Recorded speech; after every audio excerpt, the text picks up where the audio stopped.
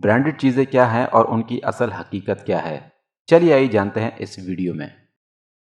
شروع اللہ کا نام لے کر جو بڑا مہربان اور نہایت رحم والا ہے۔ بسم اللہ الرحمن الرحیم۔ السلام علیکم۔ جیسے جیسے میری عمر میں اضافہ ہوتا گیا مجھے سمجھ آتی گئی، اگر میں 3000 کی گھڑی پہنوں یا 30,000 کی، دونوں نے وقت ایک جیسا ہی بتانا ہے۔ میرے پاس 3000 کا بیگ ہو یا 30,000 کا، اس کے اندر کی چیزیں تبدیل نہیں ہوں گی۔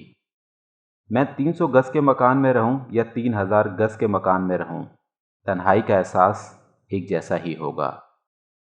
آخر میں مجھے یہ بھی پتہ چلا کہ میں ایک بزنس کلاس میں سفر کروں یا اکانومی کلاس میں، اپنی منزل پر مجھے مقررہ وقت پر ہی پہنچنا ہے اور پہنچوں گا۔ اسی لیے اپنی اولاد کو مالدار ہونے کی ترغیب مت دو، بلکہ ان کو یہ سکھاؤ کہ وہ خوش کس طرح رہ سکتے ہیں، اور جب بڑے ہوں تو چیزوں کی قدر دیکھیں، قیمت کو نہیں۔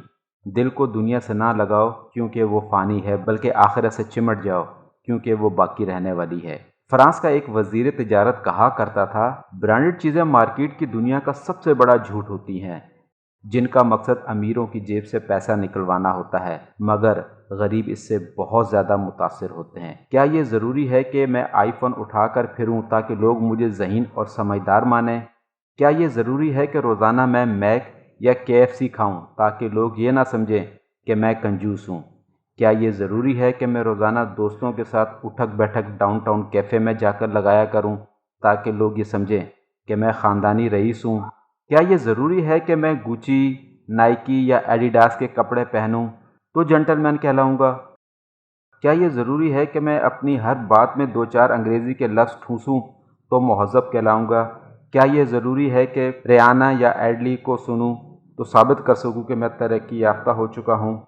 نہیں، میرے کپڑے عام دکانوں سے خریدے ہوئے ہوتے ہیں، دوستوں کے ساتھ کسی بھی تھڑے پر بیٹھ جاتا ہوں، بھوک لگے تو کسی ٹھیلے سے لے کر کھانے میں آر نہیں سمجھتا، اپنی سیدھی سادی زبان بولتا ہوں، چاہوں تو سب کچھ کر سکتا ہوں جو اوپر لکھا ہوا ہے۔ لیکن میں نے ایسے لوگ دیکھے ہیں جو میری ایڈیڈاس سے خریدی گئی ایک قمیص کی قیمت میں پورے ہفتے کا راشن لے سکتے ہیں۔ میں نے ایسے خاندان دیکھے ہیں جو میرے ایک میک برگر کی قیمت میں سارے گھر کا کھانا بنا سکتے ہیں۔ بس میں نے یہاں سے راز پایا کہ پیسہ سب کچھ نہیں ہے۔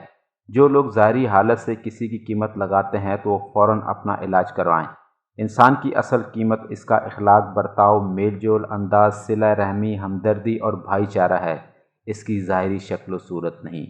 تو برائے مہربانی غریبوں کا بھی خیال کریں، اور ہو سکے تو جو آپ کے نزدیک ہو اس کی مدد کریں۔